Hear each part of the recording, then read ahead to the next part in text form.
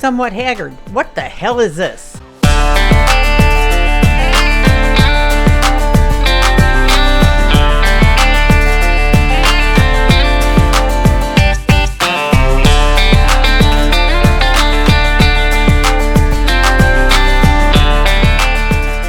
Welcome back in, guys. Part 2 of our Bikeman build series here. Oh, boy! So now that we got her barking and we got more power, now we need to be able to put the power to the ground, and we're going to do that via clutching. Let's take a look at that clutching. To clutch this machine, we have the full Bikeman Stage 2 clutch kit, including the Cyclone cover. We got our Bikeman Snyper arms, of course, helix, and then we have our primary spring, secondary spring. This is the gold spring. This is designed for bigger tires, so that's why we have that. And then, of course, instructions. I just printed them off, and I was like, holy shit, what kind of clutch kit is this? But turns out this is the instructions for every different machine. So we have a little scale from Bikeman too. We can use this to weigh our arms. Make sure we have everything set correctly. Oh, this is pretty cool. Let me come over there. Let's go! So to really fine tune these clutches, it's testing, running it, changing weights, adjusting it. Sometimes it's not just how much weight is in each arm, it's the position of the weight on how the machine reacts and shifts. So you can really get in depth, and they sent me a little scale to do that. It is pretty cool. It just looks like a little tool case. And then it opens up, and it's a little scale. Similar to what you'd see on the streets if you're not adjusting clutch weights. So next up, let's get these clutches off. As you can see, the shock is missing. All I did was jack up the ass end of the machine before I got to recording, and I removed the bottom shock bolt, swung it up out of the way. It's not going to be necessary on all of these projects. In fact, removing this outer sheave off the machine isn't really necessary. You can pull the cover and pull the spider and swap out the arms. I know that. And I know I'll still get comments about it, but I removed them so I can better show you guys what's involved. It's hard to film in here. Secondary is just a 10 millimeter on this machine. You pull the bolt out. You are going to have some shims that you don't want to lose, because you want to put it back in the same way, assuming that your clutches are shimmed correctly. Mine are. If you don't know, the way you can test that is, one, look at it. You'll feel it in the shifter. Sometimes it'll be a little harder to shift, and easiest way is take the cover off, have it idle. Your primary spinning, your secondary should not. If it is spinning, when you start it and let it idle, it either needs to be moved in or out. That's when I just take my phone and I stick it back here, take a picture, and I kind of look to see where the belt, which side the belt is riding on. But you want to get it centered up. So that's what these shims do. So that's why we don't want to lose them.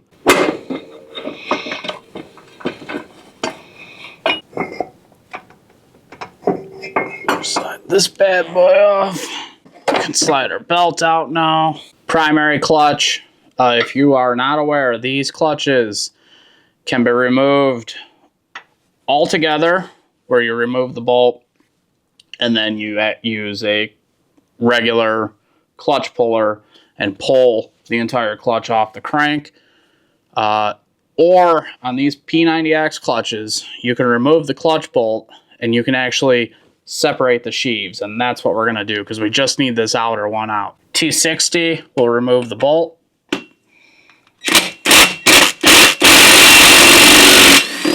So now to get this outer sheave off, we kind of use the primary spring to help us create a slide hammer type of effect.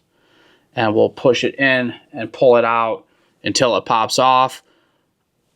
I've literally sat here for hours with these before, fighting us on my Pro XP, which is now Steph's, Dude's. They've been a fight. But I've also seen some that have gone in and just pop right off, which I'm really hoping this one does. I haven't had this one apart yet, so I'm hoping it doesn't fight me too much. Wish me luck. Approximately 10 hours later. There we go. So I think we got everything laid out. We're going to need here to do the swap. When we do the secondary, I will need to kind of move tables because I try to do it in a vise. I'll show you. You'll see. Don't need this anymore. On these newer models, everything is match marked for balance purposes. I do prefer to just make a mark. I take a marker and I will mark it down like this. I'll do it on a spider, and while it's not necessary, it's just what I do. Our primary is going to have tension because of the spring, so when we loosen it up, the cover here, we're going to want to put downward pressure. Shouldn't be a whole lot, but these are all 10 mils.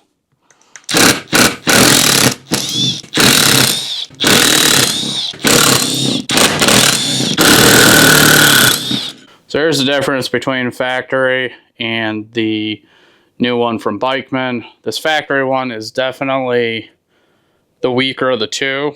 It's longer and the spring rate feels lesser.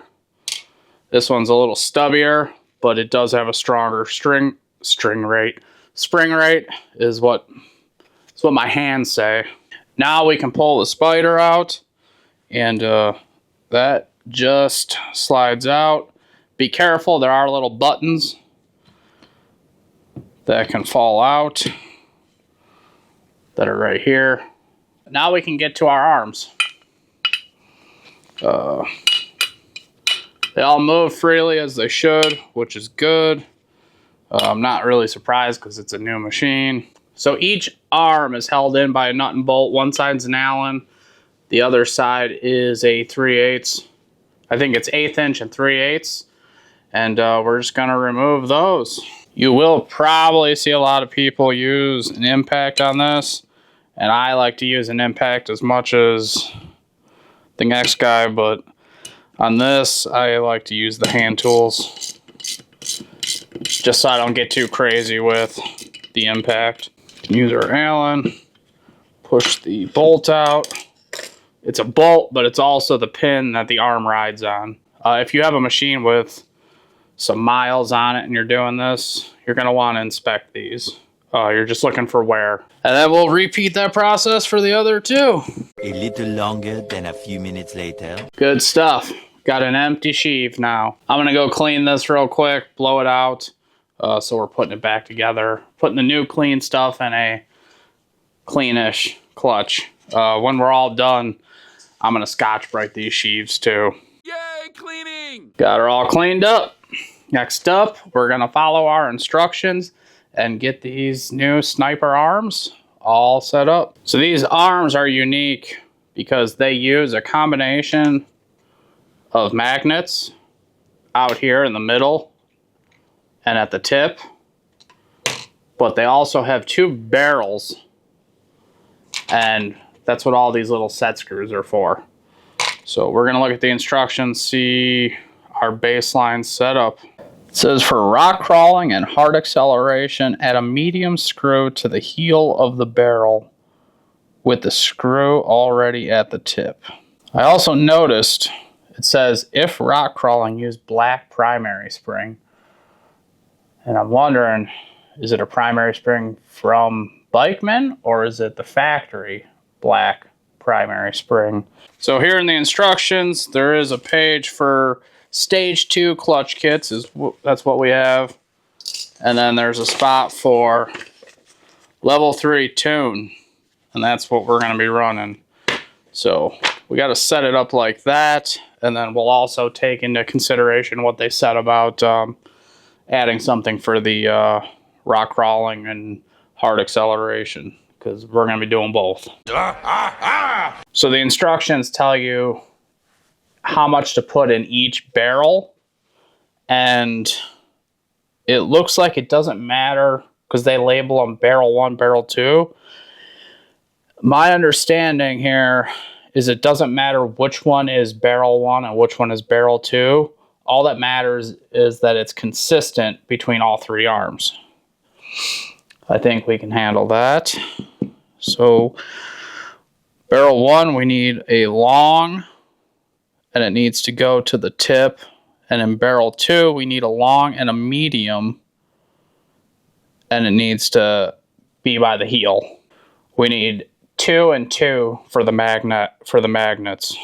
So each arm has these slots for the magnets. They only go in one way, so I can use that to make sure I set up the barrels exactly the same. So I think we'll take the magnet side and put one of the set screws in here. The instructions also do say when you have one that you got to set to the tip is to drive it all the way down to the tip and then back it off a little, so it's not actually contacting the tip of the weight. All right, so we bottomed out, so I guess we'll back it off a little. Our second side, we need a long and a medium.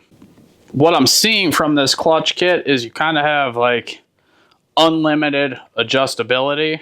I believe that's what these set screws are gonna give you, because not only are you adding weight, as you screw it in, you can adjust where the weight is in the arm. And that's gonna be awesome for people that know how to really adjust clutching. I'm not one of those people, so there's gonna be a bit of a learning curve.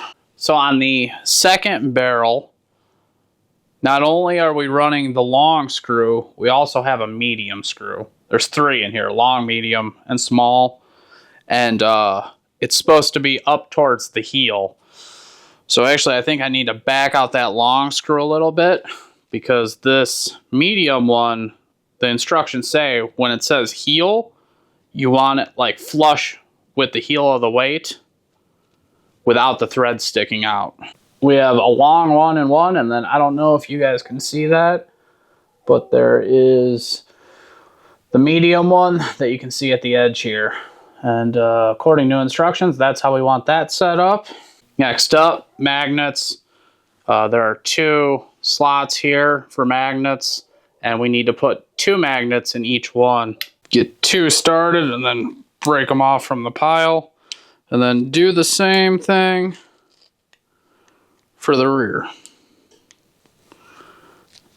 There we go. So there we go. We got 2 weights in each slot. We got our barrels set up, and this one's done. Now we're going to repeat this process on the other 2 arms. 15 minutes later. All 3 set up, ready to install. The way you test your clutching, if you're not aware, is once it's all installed, we need to be able to make a hit from dead stop, just floor it. We got to hold it floored till 55 miles per hour. And at 55 miles per hour, we're going to take a look and see what RPMs we're at. The target for this setup is 8550 to 8650. So that's what we'll be looking for. And it should hold steady. Now we can take our primary and we can start the assembly here. So we'll start with this guy. So we're just gonna slide our bolt / pin through the new weight. I'm sure there's a torque spec for this. I will probably take a look, see if I can find that. But I'm at least gonna get it started. I'm gonna get them all started, then I'll look.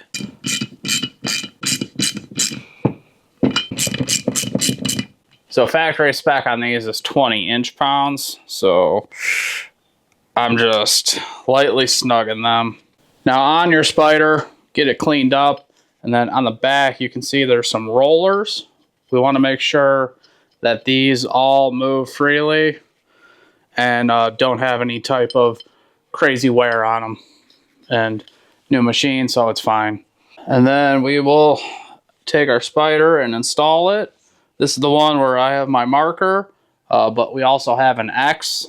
That is the Polaris match marking. The X on the sheave, I hope you guys can see it. It's underneath of the arm. This one here. Maybe you can see it, maybe you can't. But we'll line those X's up. Make sure you don't drop any buttons like that.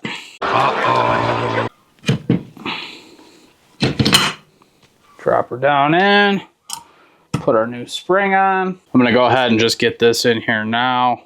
Actually, we can go like that and like that.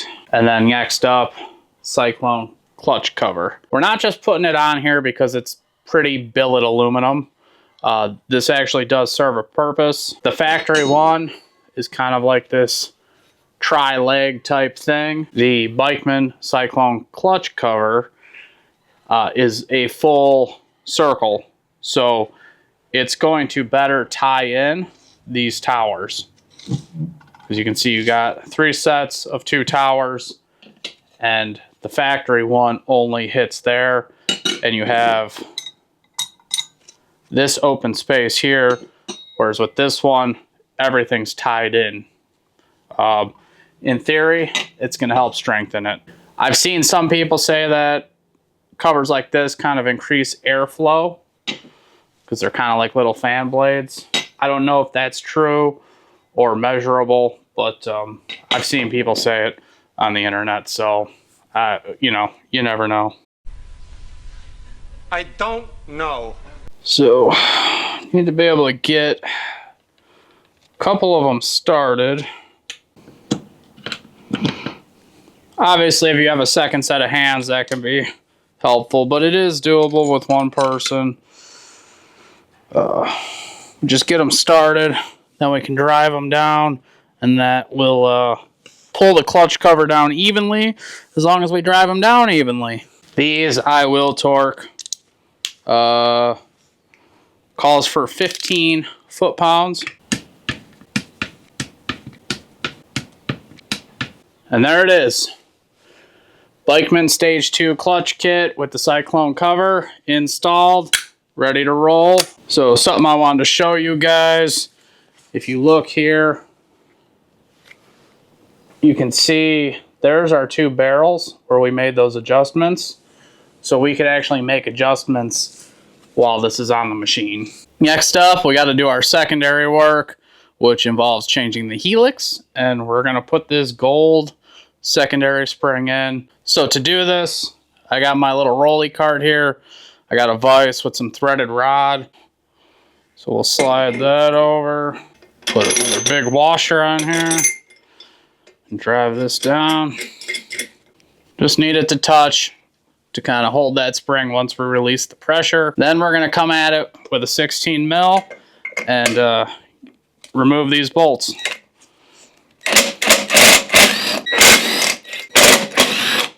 We can slowly back this nut off in a controlled manner, and it will release the spring tension. And there we go. Little retainer or bushing deal, and yeah, there's quite a height difference.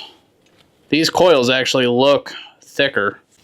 I am no expert in clutching and angles and stuff here, but you can see the Bikeman is definitely shaped differently than the factory one.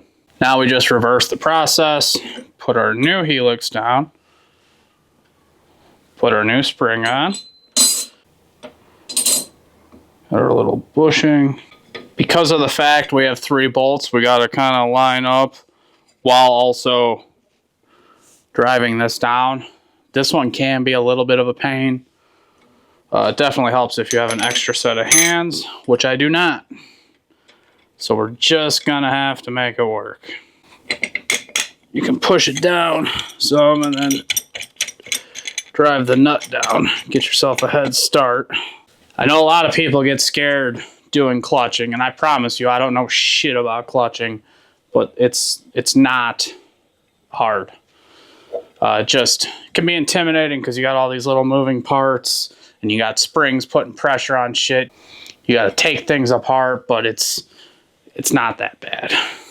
On these, I do want to get them kind of started with a ratchet. I don't want to put the impact on quite yet. Maybe I won't even impact at all.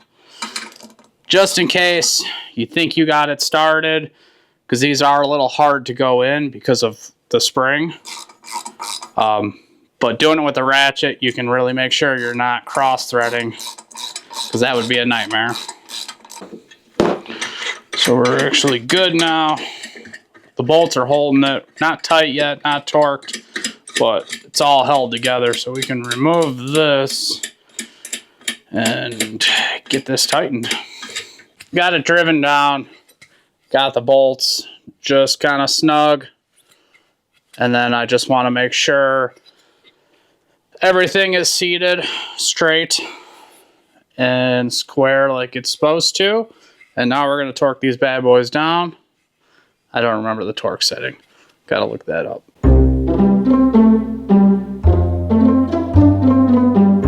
I think we're looking at 34 foot-pounds. That's what I'm going to go with. My torque table is old, so I don't know if it's still relevant, but 34 seems like a good number for this. I'm going to get everything cleaned and get ready to install it back on the machine, and that's where I will catch up with you guys. A little longer than a few minutes later. We will start with the primary. And just got to work it back on the splines now.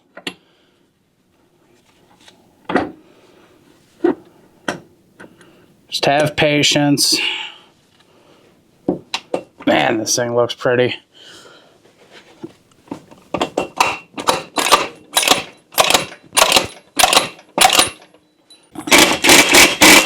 All right, so that is on. I am going to torque it down. I got to go, once again, figure out what my torque setting is, and then we'll get this bitch torqued down. We are going to torque this bad boy to 140 foot-pounds. I just got that block of wood in there to hold it for me.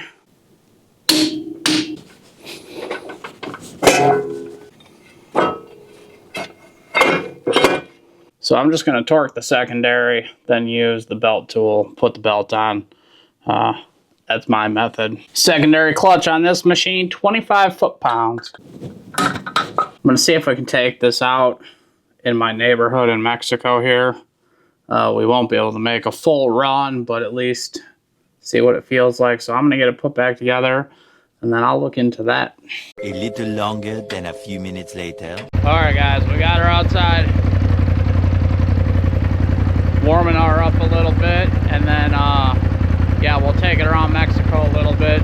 This will be the first time driving it with all the Bikeman stuff on it, so I'm pumped to see how this feels. We're not going to be able to get a good idea on if I need more clutching adjustments. My area of Mexico just doesn't support that, and if I try it, the federales will be here right quick.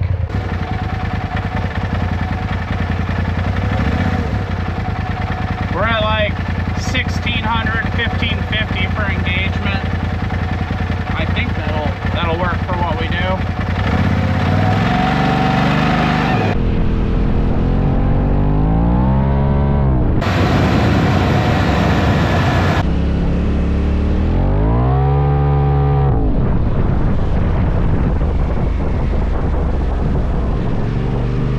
Oh yeah, she's feeling a lot better.